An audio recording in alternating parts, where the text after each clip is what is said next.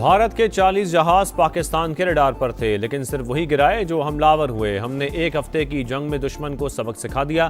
صدر مملکت کا مورو میں کارکنوں سے خطاب، کہا ہم نے جتنے کام کیے 73 کے آئین کے مطابق کیے۔ ہم ساتھ مل کر اسٹیبلشمنٹ کے ہاتھ مضبوط کریں گے، ملک کو بھی مضبوط بنائیں گے، پاکستان کو ایسا بنا کر جائیں گے کہ آئندہ نسلوں کو تکلیف نہ ہو۔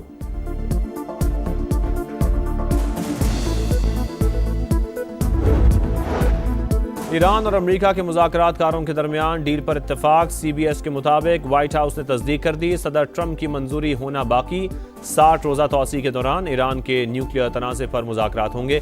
ایران آبنہ ہرمز سے تمام بارودی سرنگیں صاف کرے گا۔ العربیہ کے مطابق مفاہمت کی یادداشت پر اسلام آباد میں دستخط کیے جائیں گے۔ سی بی ایس کے مطابق صدر ٹرمپ کو معاہدے کی تفصیلات پر مزید بریفنگ جاری ہے۔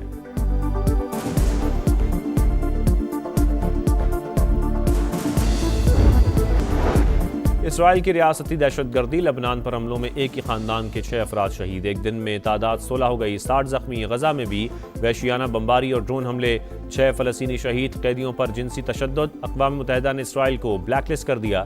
اسرائیل کا UN سیکرٹری جنرل سے رابطے منقطع کرنے کا اعلان۔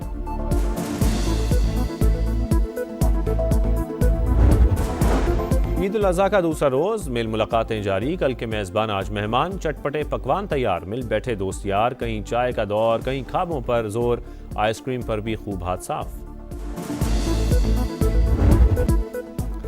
آبنہ ہرمز پھر کشیدگی کا مرکز، 3 روز کے دوران امریکہ کا ایران پر دوسرا حملہ، گزرگاہ کے اطراف اہداف کو نشانہ بنایا۔ ساحلی شہر بندر عباس ایئرپورٹ کے قریب بمباری، ایرانی فورسز نے 5 ڈرون داغے، کویت کی طرف داغا گیا میزائل ناکارہ بنا دیا۔ سینٹ کام کا دعویٰ، کہا امریکی اور علاقائی شراکت دار صورتحال پر نظر رکھے ہوئے ہیں، اپنی افواج اور مفادات کا تحفظ یقینی بنائیں گے۔ امریکی فوجیوں کو لوکیشن ڈیٹا کی بنیاد پر نشانہ بنانے کا انکشاف، پینٹاگون کے مطابق کمرشل بنیاد پر دستیاب ڈیٹا فوجیوں کی زندگی کے لیے خطرہ بنا۔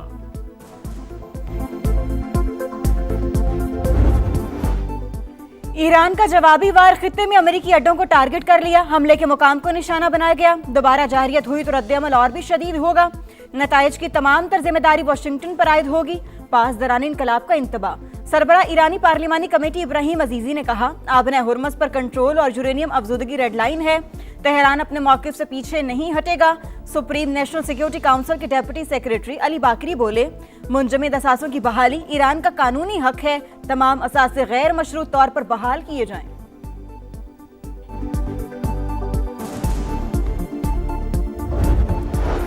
ملکی سلامتی کے تحفظ کے لیے ہر اقدام کا حق محفوظ رکھتے ہیں۔ ایرانی حملے پر کویت کا شدید رد عمل، خلیجی ممالک اور تعاون کونسل کی جانب سے بھی شدید مذمت۔ عرب میڈیا کے مطابق سعودی عرب، قطر اور UAE نے تہران کی کارروائی کو کھلی جارحیت قرار دے دیا۔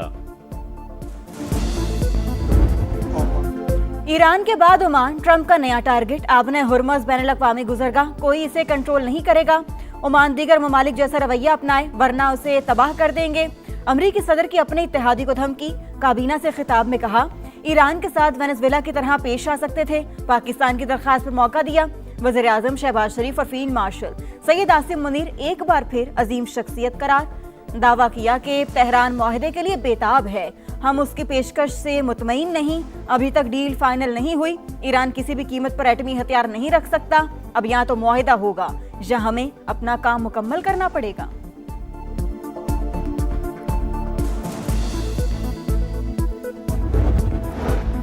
دباؤ اور دھمکیاں ناقابل قبول، ایران عمان کے ساتھ کھڑا ہے، امریکی صدر کی دھمکی پر تہران کا شدید رد عمل۔ ترجمان دفتر خارجہ اسماعیل بقائی نے کہا تمام ممالک کی خود مختاری کے احترام پر یقین ہے، امن و استحکام اور بحری راستوں کی حفاظت کے لیے علاقائی ممالک سے رابطے میں ہیں، مفادات کا تحفظ ہر قیمت پر یقینی بنائیں گے۔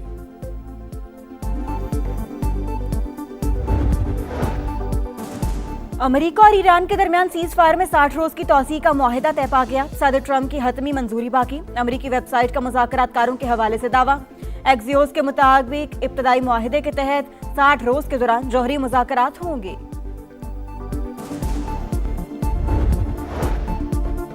اسرائیل اپنے بدترین انجام کے قریب، اگلے 15 برس نہیں دیکھ پائے گا، ایرانی سپریم لیڈر کا بیان، کہا دشمن ایرانی قوم کو جھکانے کے لیے تفرقہ ڈالنے کی سازشیں کر رہا ہے۔ قومی یکجہتی میں ارکان پارلیمنٹ نے بھرپور کردار ادا کیا، مشتبہ خامنائی کا اسپیکر باقر غالیباف کو خراج تحسین۔ یوم تکبیر ناقابل تسخیر دفاع کی علامت، پاکستان کو عالم اسلام کی پہلی اور دنیا کی 7ویں ایٹمی طاقت بنے، 28 برس مکمل، چاغی کے پہاڑوں میں ہونے والے دھماکوں کی گونج اور اللہ اکبر کے فلک شگاف نعرے سب کو یاد۔ یوم تکبیر نے پاکستان کو اسٹریٹجک خود مختاری عطا کی، پاکستان کا دفاع ناقابل تسخیر تھا، ہے اور ہمیشہ رہے گا۔ آج کا دن قومی خودداری، اتحاد اور دفاع وطن کے عزم کی علامت ہے۔ صدر مملکت اور وزیر اعظم کا پیغام، ذوالفقار علی بھٹو، نواز شریف، ڈاکٹر عبدالقدیر اور ڈاکٹر سمر مبارک مند کو خراج تحسین، وزیر اعلیٰ مریم نواز کی بھی قوم کو مبارکباد۔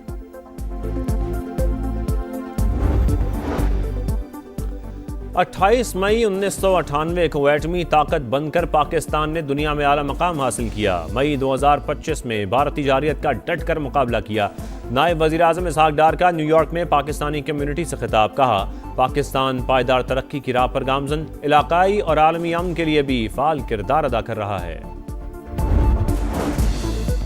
فیلڈ مارشل عاصم منیر اور سروسز چیفز کی یوم تکبیر پر قوم کو مبارکباد۔ ISPR کے مطابق 28 مئی پاکستان کے ایٹمی قوت بننے کا تاریخی دن پاکستان کی دفاعی صلاحیت، قومی امانت اور امن و استحکام کی ضامن ہے۔ مسلح افواج امن و سلامتی اور خوشحالی یقینی بنانے کے لیے پرعزم ہے۔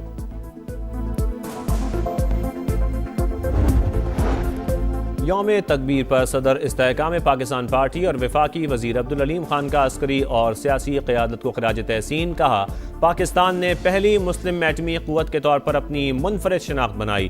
جوہری طاقت ہونے کے باوجود خطے میں امن کے لیے کردار قابل تعریف۔ ایران امریکہ جنگ میں پاکستان کی سفارتکاری منفرد اور بہترین رہی۔ وفاقی وزیر داخلہ محسن نقوی کی سعودی ہم منصب سے ملاقات، دو طرفہ تعلقات اور داخلی سیکیورٹی کے حوالے سے تفصیلی بات چیت۔ خطے میں کشیدگی میں کمی کے لیے پاکستان کے مثبت کردار کی تعریف۔ Federal constabulary special diplomatic protection unit کے 200 اہلکاروں کے سعودی عرب میں ٹریننگ کا فیصلہ۔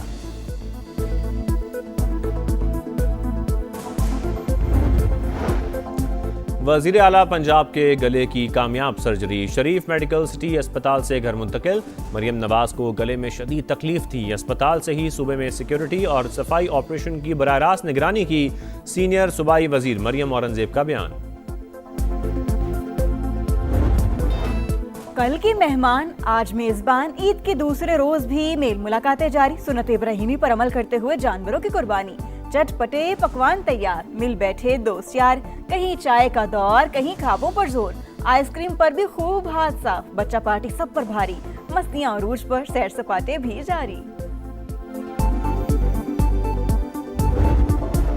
پنجاب میں آپریشن کلین اپ کا دوسرا روز، لاہور میں قائم مرکزی کنٹرول روم کے ذریعے 24 گھنٹے مانیٹرنگ کارکردگی رپورٹ وزیر اعلیٰ کو پیش کر دی گئی۔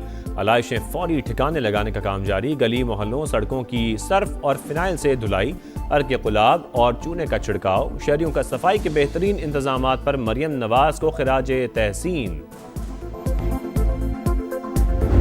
مریم نواز کام کر رہی ہیں، صفائی ہے، گلیوں میں سب کچھ ہو رہا ہے۔ ہمارے یہاں گندگی ہے، مرتضی واب صاحب جو ہے کھارا در میں لیاری میں وہاں پہ ڈرون لگا رہے ہیں، کم سے کم یہاں پہ آ کے دیکھیں۔ کئی دن تک یہ پڑا رہتا ہے، گندگی پڑی رہتی ہے، بچے بیمار ہو رہے ہیں۔ کراچی میں صفائی کے دعوے دھرے رہ گئے، جگہ جگہ علائشوں کے انبار، تعفن میں سانس لینا بھی دشوار، انتظامیہ غائب، دفعہ 144 کے تحت کارروائی کا فیصلہ بھی بے اثر۔ شدید گرمی میں بدبو اور گندگی سے شہری بلبلا اٹھے، میئر کراچی کی سب اچھا ہے کی رٹ، میڈیا سے گفتگو میں بڑے بڑے دعوے۔ کراچی میں عید کے دوسرے روز 3 حادثات، 6 افراد جان سے گئے۔ گورنگی نمبر 5 مین روڈ پر بائک سلپ ہو کر فٹ پاتھ سے جا ٹکرائی، 2 نوجوان دم توڑ گئے۔ بلدیہ نمبر 3 کے قریب ٹینکر کی ٹکر سے 2 اموات، کوٹ قاسم عبداللہ گوٹ کے قریب گاڑیوں میں تصادم بھی 2 جانیں لے گیا۔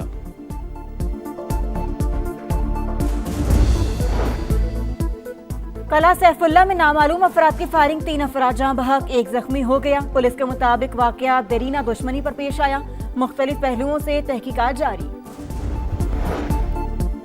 اسرائیل کی ریاستی دہشت گردی، لبنان میں 135 مقامات پر حملوں کا اعتراف، بیروت میں بھی اہداف کو نشانہ بنایا۔ جنوبی علاقوں میں بمباری سے 8 شہادتیں، قیدیوں پر جنسی تشدد، اقوام متحدہ نے اسرائیل کو بلیک لسٹ کر دیا۔ کمانڈر ان چیف، بنگلہ دیش میں ٹرمپ کے نام سے مشہور 700 کلو وزنی بھینسے کی قربانی، حکومتی مداخلت پر روک دی گئی، معروف البینو بھینسے کو چڑیا گھر منتقل کیا جائے گا۔ اجالے اپنی یادوں کے ہمارے ساتھ رہنے دو، نہ جانے کس گلی میں زندگی کی شام ہو جائے، اردو ادب کا ایک اور باب ہمیشہ کے لیے بند۔ نامور شاعر بشیر بدر 91 برس کی عمر میں انتقال کر گئے۔